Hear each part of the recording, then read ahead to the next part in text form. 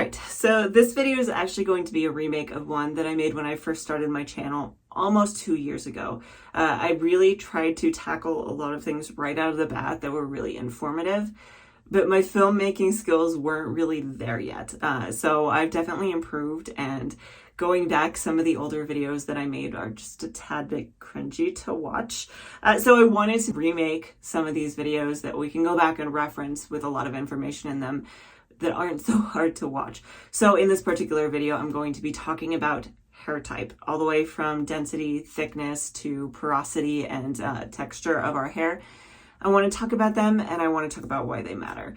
And another big part of the reason that I wanted to remake this video is because my own personal knowledge has really just improved vastly since I first started making videos. So it's going to give me more in-depth information to talk about, to discuss, and really just bring up with everybody. So if you like content like this, please do like and subscribe. If there's another video of mine that you want me to remake, definitely let me know and I will get around to it. And otherwise, if you are new to my channel, my name is Lena and welcome to my bathroom.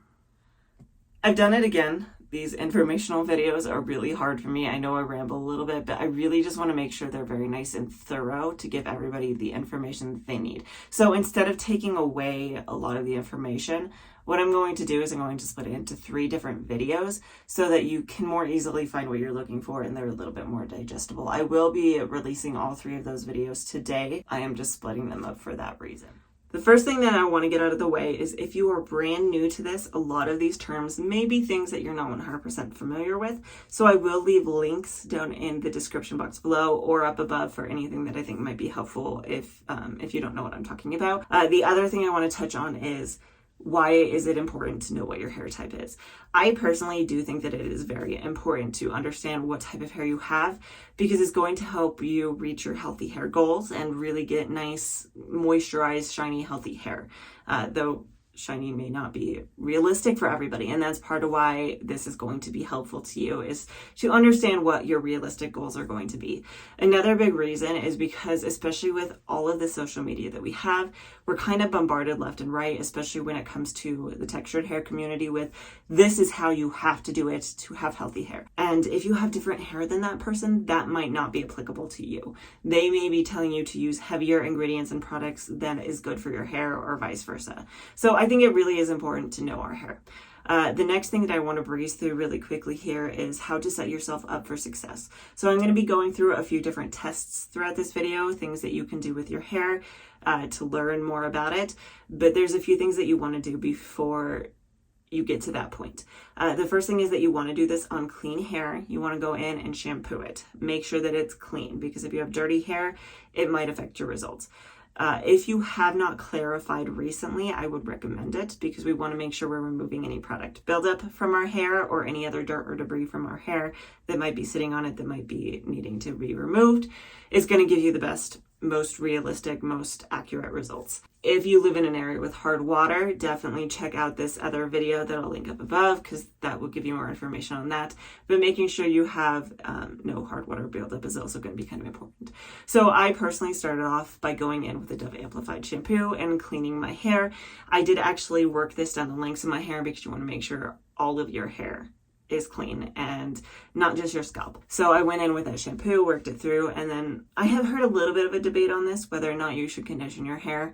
I am in the camp of definitely condition, especially if you use something stripping, because you want your hair to still be, healthy, how you would normally wear your hair. And if you're always conditioning, it makes sense to me to condition. So go in with your conditioner, with one exception. If you are someone who is okay with using a conditioner with silicone, I would avoid it for this particular test, because that's going to affect your results, because that silicone is going to seal your hair and make it harder to get results. If you don't really know, some 2 big ones to look out for would be dimethicone and amide-dimethicone. When it comes to drying your hair, because we want our hair in our most natural state, what I actually did is I brought all of my hair forward and I scrunched as much water out of it in the shower as I could before going in with a cotton t-shirt. I would recommend either a cotton t-shirt or a microfiber towel, because either one of these is going to be gentle on your hair. If you're using just your average bathroom towel, it's going to ruffle your hair up and cause a certain amount of frizz, which is is going to affect your results. So I went in and scrunched the water out of my hair. I grabbed a towel, I microplopped a little bit, and then I did actually plop my hair for about 15 minutes before taking it down and letting it air dry. Whether or not you want to air dry or diffuse is kind of up to you. I thought about this a lot, and I kind of fell more in the camp of, I think air drying is your best bet because you're going to get more realistic results. We want our hair as non-manipulated as possible, and using a blow dryer or a diffuser on it is either going to make it potentially more frizzy, or it might change your curl pattern's appearance. So we want to keep that in mind. So let's go ahead and get into these definitions and descriptions. All right, I took my hair clips down so we can do these tests a little bit more accurately. So the first thing that we're going to talk about is hair density. Really briefly, hair density is just how much hair you have on your head. We kind of categorize it into three, which is low density, medium density, and high density hair. And they're really kind of just relative to what other people have. And it is also a spectrum, so keep that in mind. There are two specific tests that you can do for this. So the first test is called the part test. So what you're going to do is you're going to figure out where your part is. This is my natural part. I want to go somewhere else. You're going to make a part somewhere else on your head, and then you're going to look to see how much scalp is exposed. If you have a lot of scalp exposed, then you probably have low density hair. If you have barely any scalp exposed at all, it's higher density. So for me, because you can definitely see my scalp here, but it's not super obvious, I would put my hair in medium density based off this test. The last test is going to be what I'll call the ponytail test. This is going to be, you're going to pull your hair up in a ponytail. Seems pretty self-explanatory, but let me just drop one thing here that you're gonna want to keep in mind. The location of your ponytail needs to be one where all your hair is in it. So if you have bangs or face framing pieces, you want that ponytail to be pretty high up so you can make sure that these are included in it. So I'm gonna throw my hair up really quick with a ponytail, and then I'll walk you through this. All right, so I put it right up front here so that my face framing pieces are included in it. I'm gonna save you. So I actually have here a tape measure. This is meant for sewing. That way it's more flexible. It's going to give you more accurate results. So what we want to do for this particular test is we're going to measure the circumference of your ponytail. So you're just taking your tape measure here and wrapping it around this ponytail. You probably want to make sure you're getting it as tight as possible for it to be the most accurate. All right. So that for me said 4 inches. So based off of what I saw online, here's the breakdown. If it's 2 inches or less in circumference, you have low density hair. If it's 2 to 3 inches in circumference, then you have medium density hair. If it's 4 plus, you have high density hair. So for me, some of these tests are a little bit contrary. They're not exactly the same. So my argument would be that my hair is probably a medium to high density. I'm not 100% sure I like this one. Y'all will have to let me know what you think about this one. But for a few different reasons, one of which is if you have short hair, this isn't going to work for you. You can't necessarily pull your hair up in a ponytail. 2, this is going to kind of vary based off of your hair thickness, in my opinion. If you have coarser hair, you could have lower density hair, but this test is still going to skew more in the favor of higher density, just because your strands themselves are thicker. So I'm not sure entirely how I feel about this one. Y'all will have to let me know what you think. So really quickly, why does this matter? A really big reason that this matters is because of the type of product you're putting in your hair, as well as how much. If you have lower density hair, you're going to want to put less product in your hair, and you're also going to want to put lighter weight products in your hair. So things like foams and mousses, as opposed to creams and butters and really heavy hard hold gels. If you have higher density hair, you could probably get away with thicker products, and you can also get away with heavier hold products as well. And really this just has to do with your own preference as well. Heavier products on lower density hair is partially just going to weigh your hair down, so it depends on if volume is something that you're looking for or not. So that's also why these tests are important, is because it's going to help us understand what we want and aim for what we want. But this particular test, we're talking about hair thickness. In this particular case, This refers to the thickness of each individual strand.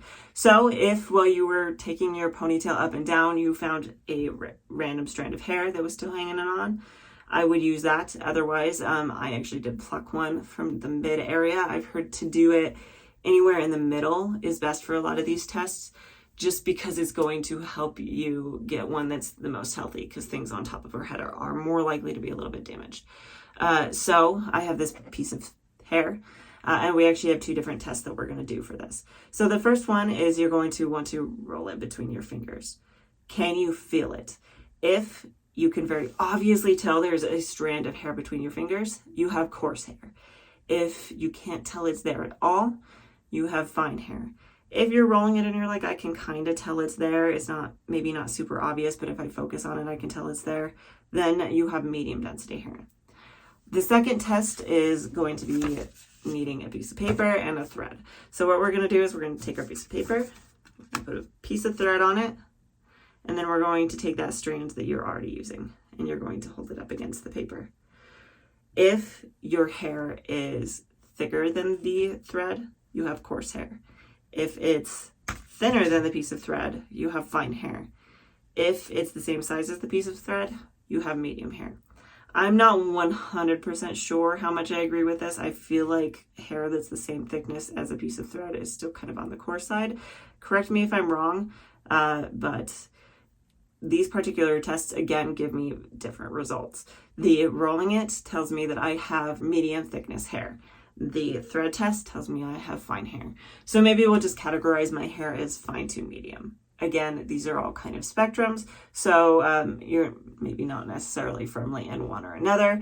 I might be kind of riding the line on that one. The reason this matters is very similar to the discussion with density. If you have finer hair, you're going to want to go in more likely with lighter weight products as well as less of them. Whereas if you have coarse hair, you can typically get away with thicker products, heavier products, as well as more of them. All right, so like I said, I'm splitting this video into 3, so this is an unplanned conclusion. That being said, hopefully this video gave you some new information you didn't have before, and if not, keep an eye out and definitely check out the other 2 parts to this video. Maybe you'll learn something in one or the other of those.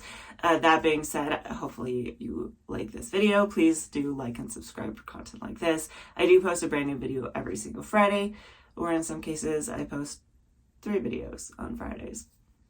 Anyway, hopefully, I'll see you again.